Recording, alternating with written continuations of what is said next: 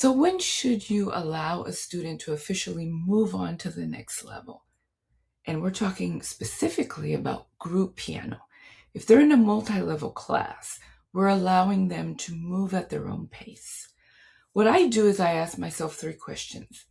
Can the student learn their current level without assistance?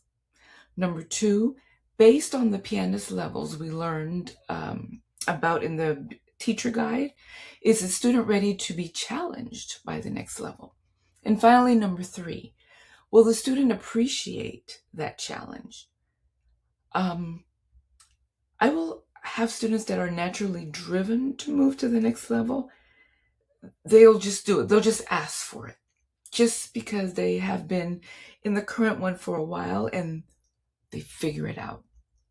For these eager students, I have created a little worksheet. I call it a happy face.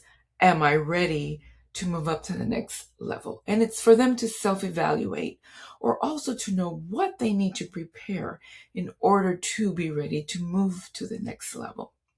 It gives them ownership of their progress and a tangible goal.